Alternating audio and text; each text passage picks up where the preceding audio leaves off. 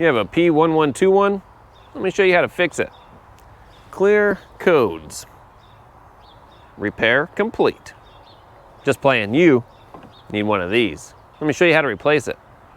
Let me give you the skinny. We have 3 hoses. 1 we'll get from underneath, 2 we'll get from up top. Then we have an electrical connector we'll get from up top, and 2 fasteners. 1 we'll get from up top, and then 1 on the side we can either get from up top or from down below.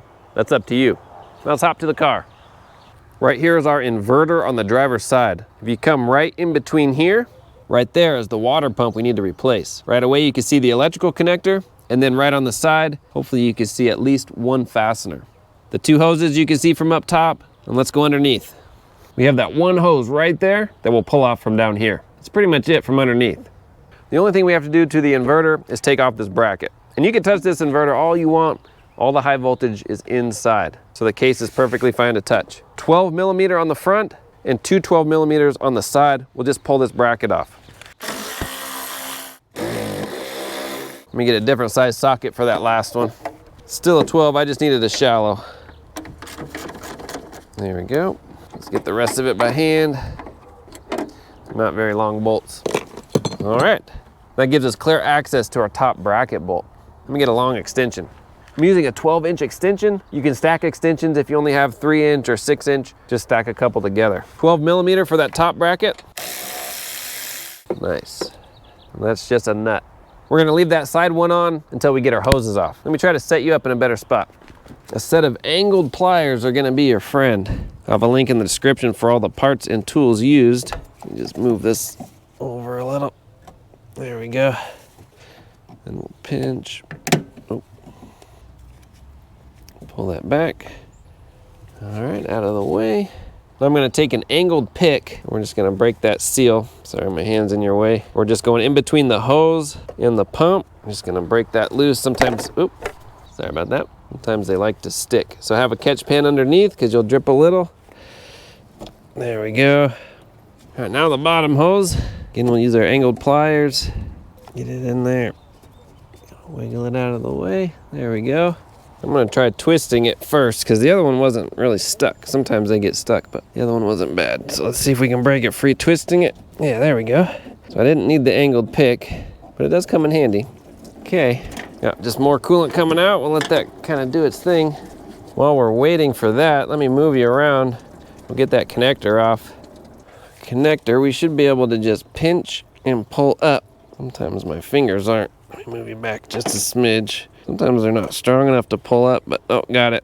Let's see if I can get a better angle. So just right here, we pinch on this. That releases the lock, then we can pull up. So that's out of the way. Now this portion of it can stay on the pump bracket. Just this can be pushed aside. All right, let's get our 10 millimeter. We can see it right about there. Really easy to get to.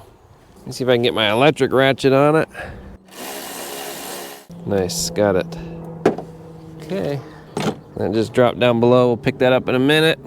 All right, we are making great progress. We are finished with everything from up above. The last thing we have to get is our coolant hose from down below. Because coolant has been dripping from up here, it's collected on a bunch of things and it's just kind of a steady drip down there. So you could take a quick water break, take a snack, just let it drip as much as it can on its own, and then go back through with a rag or a towel to soak up as much as you can so you don't get dripped on from underneath.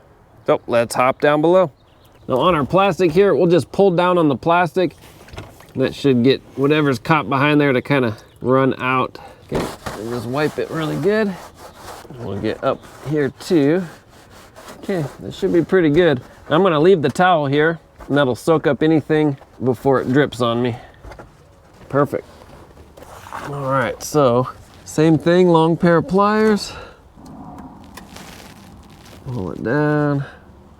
Perfect. This one's not twisting off, so I'm gonna use my pick.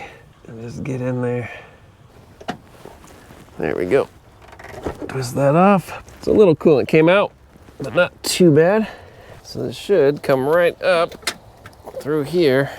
Let's take off this front one here. So just pull it up.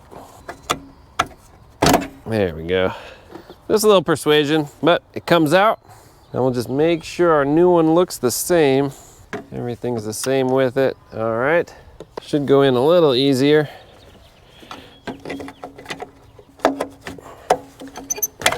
There we go. We'll set that down. There, we got it in on the top bracket. Perfect. So now we just reverse the order. I'm gonna put the 10 mil side bolt in. There we go, got it started. Tighten it down.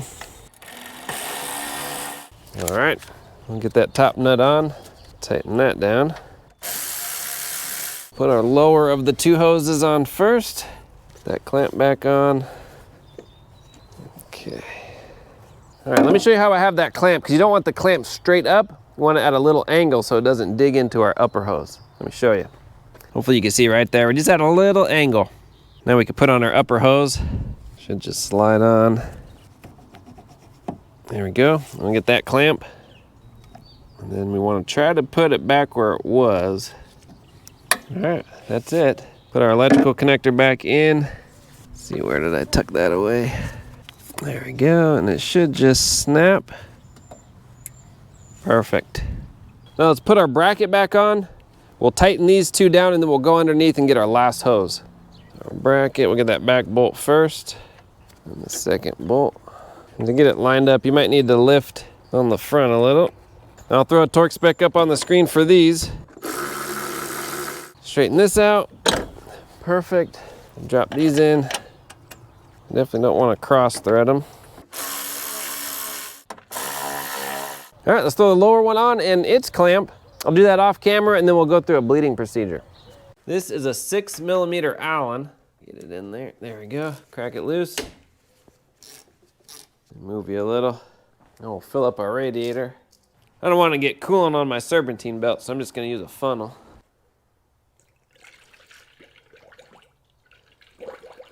Hopefully you can see in there we're coming out of that bleeder. I'm going to go ahead and close it. There we go. And we'll tighten this down. Perfect. So for this, we do want the car started. So foot on the brake, just how you start it normally. Kick this on. We're going to go to climb it. We're going to turn this on as high as it'll go. All the way up. And then we'll just shoot it out the vent so we can feel it. We'll just wait for this to warm up. We'll go back out. We'll double check level. We'll keep topping it off. All right, now repair complete. Go ahead, rinse it off really good. Take it for a good test drive. You may have to top it off once or twice more. Clear the code. If you don't have the ability to clear the code, you can either take it to the parts store. A lot of times they have a scanner. They can just clear the code for you, or drive it a few times. It may take 5 or 6 drive cycles before it clears on its own if that fault is fixed. All right, thanks for watching. I'll have links in the description for the parts and tools used for this repair. And we'll see you on the next one.